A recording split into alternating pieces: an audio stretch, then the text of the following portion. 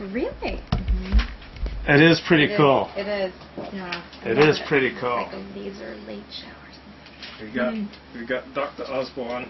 I want to push you guys a little closer.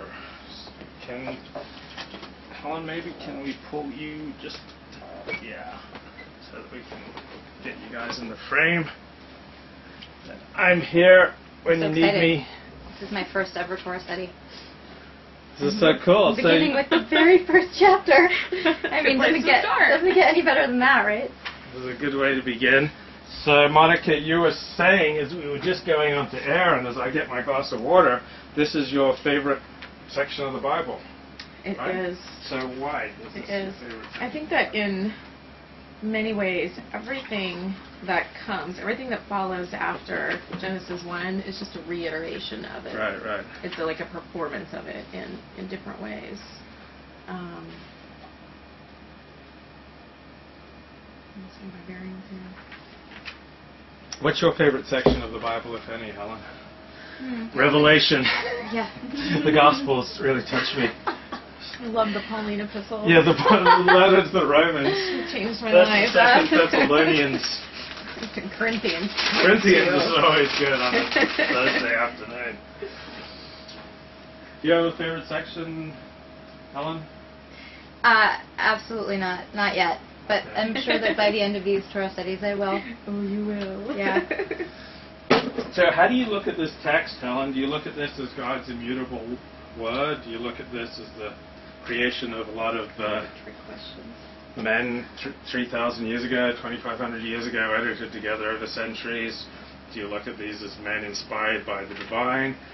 Do you look at this as like any more profound than Shakespeare, less profound than Shakespeare and Homer, or how do you look at this text? At this point in my life, I look at it as options 2 and 3. Sort of a mix of options 2 and 3. And as for, I don't know that I would compare any of it to Shakespeare, because they just feel really different and separate to me. What about as far as profundity? Where would you place this among the books that you've read? Well, you have to remember, we are starting with Genesis today, right. And I haven't read it all the way through. Right. So I think maybe we should revisit that question in like a year. Well, and honestly, I think you could, because I've taught Bible as literature, right? And I found that you can stay on not just Genesis, but Genesis 1 and 2 for like 2 months. Like, there's enough in Genesis 1 and 2 to stick with it. Probably an entire semester, actually. I mean, it's just, it's packed. It's packed with stuff, and it's packed with contradictions. I think that's what I love about it. The fact that there are so many contradictions. It contradicts itself at every turn. Where did you teach the Bible as literature? You taught it in New York for the 92nd Street Y. Oh, right? no, I taught... Or was it you taught Midrash? Yeah, I taught Midrash, like Okay. a feminist Midrash, your favorite. I love them. Yeah, I know you do. I know. Almost as much as Emmanuel Levinas. Yeah, almost. Inscrutable, right? But deep. Oh, deep and wide. No, I taught Bible as literature at a university in the Midwest. And how much time did you spend on those 2 chapters of Genesis? Genesis 1 and 2. Probably at least a month. Wow. How are you able to get so much out of it? Because I know one problem I have is that I've read this like 150 times. So how are you able to keep getting stuff out of it? We would close read it, and I think I think translation matters. And every week I'm talking about how great my translation is compared to everyone else's. Right. Because it allegedly it preserves all of the poetry and the rhythm and the lyricism of the Hebrew. It's supposed to be the closest to the Hebrew that we have.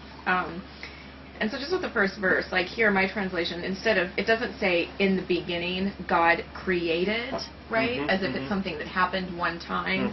It says at the beginning of God's creating of the heavens and the earth. Right. And it leaves it open, right? It implies that creation is ongoing, and that it's continual, and that it's something that, I don't know, I guess continues throughout the duration, not just of Genesis, but the Hebrew Bible in general. So I think that's a big difference, and so I think I can spend a good hour talking about just the difference right in verse 1. What's the first line of yours?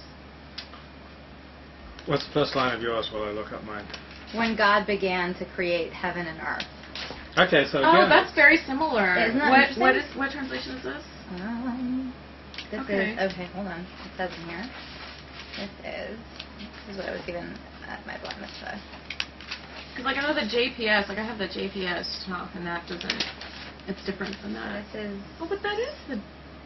would have been a different year. Oh, okay, See, that's the it's gotta be the 1985. year. Okay. So they that's translated it more than interesting. once. When God began. Yeah, Yeah, because that that's implies cool. the same kind That of it could ongoing. potentially be- ongoing. Oh, that's interesting. I did not know that. And Oh. mine is the Art Scroll, which is Haredi Judaism, which is right-wing Orthodox Judaism. In the beginning of God's creating the heavens and the earth. Yeah. So in all three translations we're using, it's the process of creation's Right. just beginning here, and so Which it's is kind of ongoing. Which is a very Jewish way to translate it, because most translations and all Christian translations Right. see it as one definitive moment when God created the world. Right? It just stops there. Like this idea of ongoing creation isn't something that's. Why does ongoing creation excite you? I feel like you're baiting me. You're baiting me to get me to talk about Monica, Midrash. we've known each other for I know. 5 years. When have I ever baited you? Never.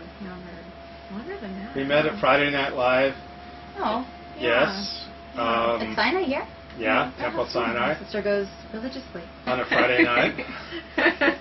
Yeah. And I was sitting, it was like some singles thing, and I was holding a book. It was like a Jewish speed dating. Yeah. Yeah. Yeah. And I was holding a book, because I always hold a book. That's the only reason I had a conversation with It's you. the only Because reason you she were holding a spoke book. to me. You always that's keep a why. book in your I hand always wherever you go? Yeah, in case I get bored or That's smart. waste I try to do the time same. or whatever. And so Monica liked books, it turned out. It's like she was... Yeah, I was like, I'll talk to him. He's holding a book. Yeah. So we started talking about books, Yeah. and 5 years later, we're Yeah. still talking we about cultivated books. some strange kind of friendship. Right. That's cool. Yes. So seriously, why does the notion of ongoing, or say for me, ongoing creation is exciting because it means that what's happening today is still an act of creation, and that it impregnates today with more excitement and meaning.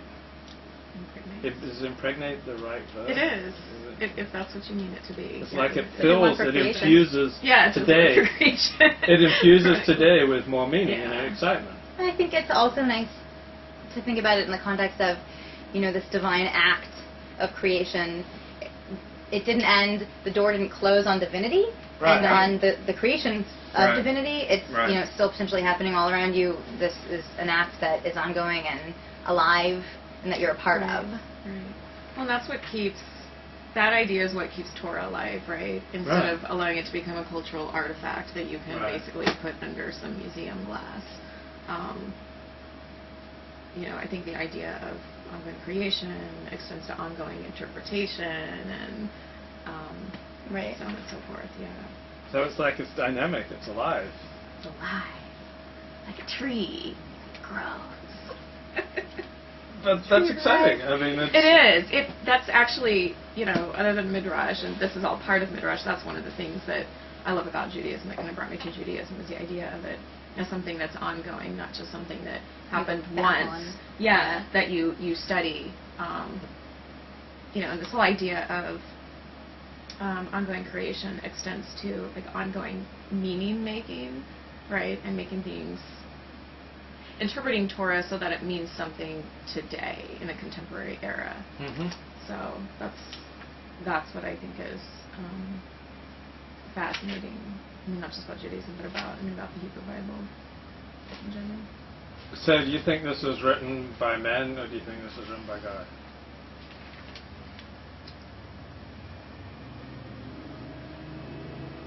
See, that's a trick question. It's like it's one of the there's that one Talmudic story of where they say, is it more important to love God or to love your neighbor? Because at the end of the day, you realize that they're the same thing.